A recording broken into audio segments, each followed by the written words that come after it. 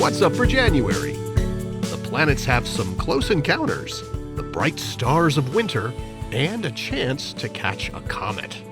All month after sunset, you can see 4 planets without the aid of binoculars or a telescope.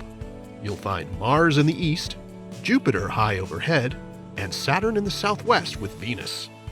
January 2nd finds the Moon and Mars high in the southeast after sunset in a lovely grouping with the Pleiades and Aldebaran. Then from about January 18th to the 24th, watch Venus cross paths with Saturn as the glow of sunset fades. Look for the pair low in the southwest about 45 minutes after the sun dips below the horizon. The 2 planets appear their closest on January 22nd when they'll be only 1/3 of a degree apart on the sky. You'll be able to capture both of them in the same field of view through binoculars or a small telescope. On the 23rd, the 2 planets are still only a degree apart and will be joined by a slim crescent moon.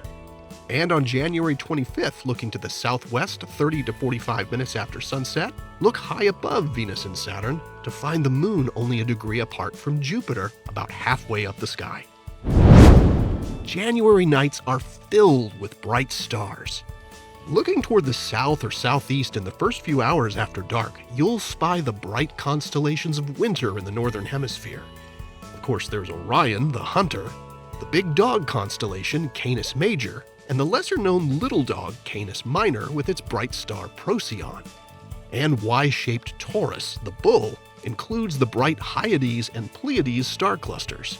And just east of Orion, you'll find the bright stars Castor and Pollux, which form the heads of the twins in Gemini. Make sure you take a moment to appreciate the beauty of the January sky, which more than meets the definition of star-studded with so much to marvel at. A recently discovered comet is now passing through the inner solar system and should be visible with a telescope and likely with binoculars. The comet, which has a mouthful of a name, C2022 E3 ZTF, was first sighted in March last year when it was already inside the orbit of Jupiter. It makes its closest approach to the Sun on January 12th and then passes its closest to Earth on February 2nd. Comets are notoriously unpredictable, but if this one continues its current trend in brightness, it'll be easy to spot with binoculars, and it's just possible it could become visible to the unaided eye under dark skies. Observers in the northern hemisphere will find the comet in the morning sky as it moves swiftly toward the northwest during January. It'll become visible in the southern hemisphere in early February. This comet isn't expected to be quite the spectacle that Comet Neowise was back in 2020, but it's still an awesome opportunity to make a personal connection with an icy visitor from the distant outer solar system. Here are the phases of the moon for January.